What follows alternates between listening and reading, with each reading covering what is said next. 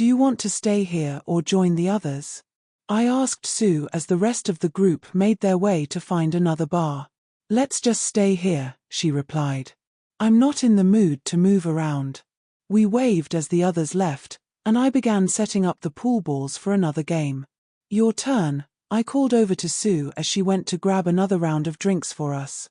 Sue and I had been friends for years, sharing a bond that ran deep, but not that kind of deep, just the kind of closeness that comes from having no secrets between us. Well, almost no secrets. There was one big one I hadn't told her about. It made me feel a little guilty. We had shared everything else, but this one thing always made me hesitate.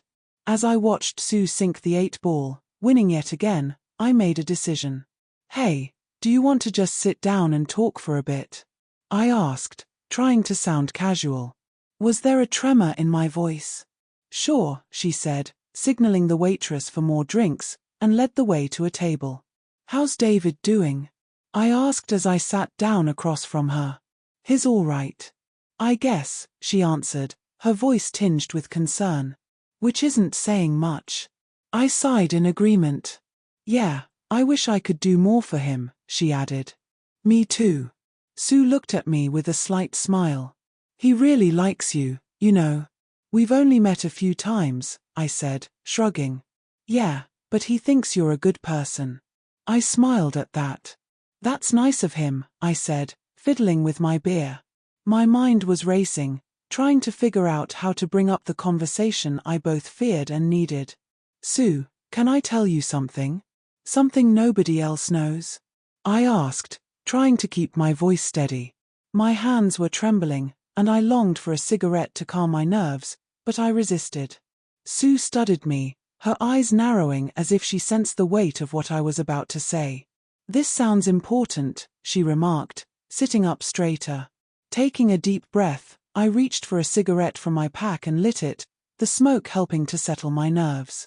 It is, I said, taking a long drag. Sue saw the cigarette and grabbed one for herself. You can tell me anything, you know that, right? She said kindly. I nodded, gathering my thoughts.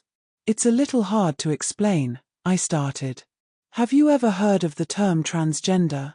Sue shook her head. No, I don't think so. Well, it's a broad term, but it basically refers to someone who feels their gender doesn't match the one assigned to them. Someone like me. I felt my hands shake again as I held the cigarette, anxiously waiting for her response. Are you gay? She asked, her expression open, without any judgment. She took my hand in hers. I almost chuckled, letting the smoke out. If only it were that simple, I said, shaking my head. I don't get it, Sue admitted. I don't want to be a guy, I explained carefully. I want to be a girl. Sue leaned back, taken aback, but still holding my hand. That gave me a sense of comfort. It's hard to explain, I continued. It's like my mind knows I should be a girl, but my body hasn't caught up. Sue's face softened as she gave my hand a reassuring squeeze. So, you're a guy, but you don't feel like you should be? I nodded. Are you sure it's not just that you're gay, but you're not sure about it? She asked gently. Being gay is fine. David's gay. I shook my head. I'm not attracted to men, I said, trying to make it clear. Sue still looked puzzled. I don't really get it, she admitted. Maybe David could explain it better, I suggested. David was incredibly intelligent, far beyond most people's understanding. Sue nodded, still deep in thought. It's all right, Sue said finally, giving me a warm smile. I love you no matter what. I'll ask David about it, I want to understand, but it won't change anything. I felt a wave of relief wash over me as the tension in my body finally subsided. Spending time with Allison and Alex had been great. It was a fun night watching the hockey game, posing for pictures with the trophy, and chatting on the way there and back.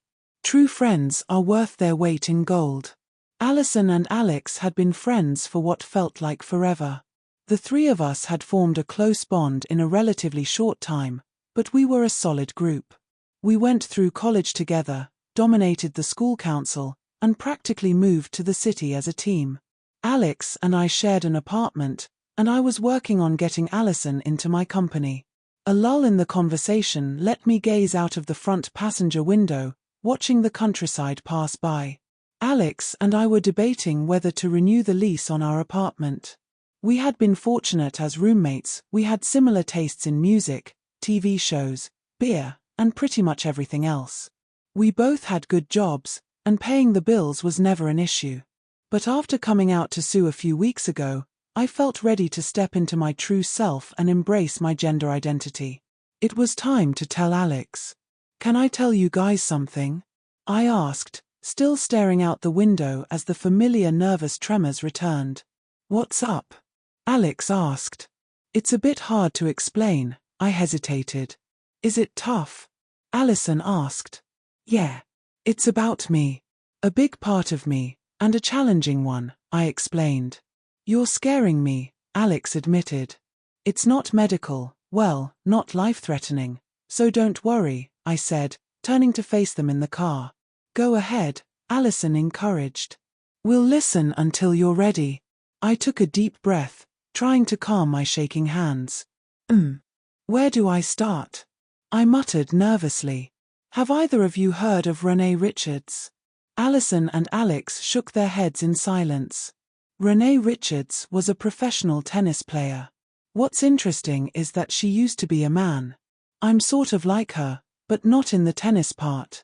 The car fell into a heavy silence. I don't know how to explain it. When I look at women, I don't feel attraction, I feel envy, I added, breaking the stillness. Alex cleared his throat. "Wow.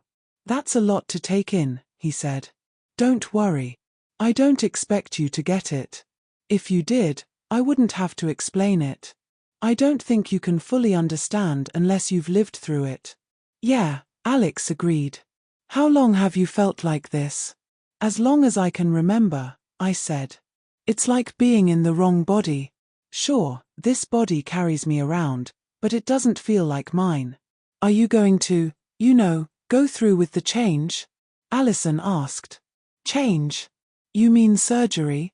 I clarified. Allison nodded. "I'm not sure yet. I've only just started accepting that this feeling isn't going away." "Why now?" Alex asked. "Maybe because I'm older and more settled now. I've been doing research, learning more. It's still hard to talk about. Only Sue knew before you guys." "I'm not surprised," Alex said with a grin. He was Sue's on-again, off-again boyfriend and knew how close we were. "I wanted you to know," I said. "Our lease is up soon, and I couldn't keep this from you anymore. I needed to tell you before we signed the lease." Ah. Later that night, Alex signed the lease. The shaking stopped. I sat across from my sister Rachel at a downtown restaurant. We didn't often eat out together since she lived in the suburbs, but this time was different. I'd invited her. As always, we chatted about family, who was doing what, upcoming parties, and the usual light topics.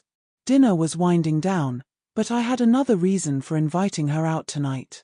Just thinking about it made me nervous again. Would I ever stop shaking when revealing this part of myself? "So, what's new?" Rachel asked. I sat in silence for a moment, unsure of how to start. Telling friends was one thing. If they walked away, life moved on. But family? That was a different story. How do you tell a family member something like this without losing everything else? "Well, there's something I need to tell you. It's the reason I invited you out tonight," I said. "What is it?" she asked, her brow furrowing. "It's hard to say, so just bear with me." How do I say this?" "Just say it," she urged. "Okay," I said, taking a deep breath to calm myself. "I'm transgender," I blurted out. Rachel looked at me, confusion written all over her face. "It means, simply put, that I feel I should be a woman, not a man," I explained. My sister looked taken aback. After all, I'd played hockey, served in the army, read men's magazines, essentially all the things that were stereotypically guy activities. "Why?" she asked, a hint of concern on her face. I shrugged. "I don't really know. I've felt this way for a long time, and I've tried to fight it. It just is, I said. Okay. Okay. It's okay. I don't fully understand, but it's okay, she said.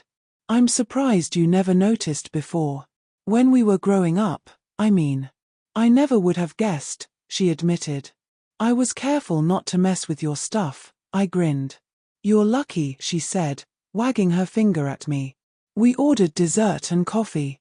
So, what are you going to do? She asked. I'm not sure yet. I'm still figuring it out, I confessed. Are you going to have gender confirmation surgery? I'm not sure about that either. I'm practical, you know. The job market is tough enough for women, let alone for women who used to be men. It's a tough path, and an expensive one too. Especially if it impacts job prospects. Yeah, I can see that. What about kids? Not going to happen. People should just forget about expecting kids from me. Even if I don't have surgery, it's just not likely. I understand. Well, you'll have nieces and nephews to spoil. That's true, I smiled. We sat in quiet contentment, sipping our coffee. You know, whatever happens, I'll be there for you, Rachel suddenly said. The shaking stopped. The funny thing about telling people is that you never really stop shaking during it. But it does get easier. I suppose it helps when you've had some success with it. I've been fortunate, but I've also been selective about whom I've told. I'll keep being cautious, I think.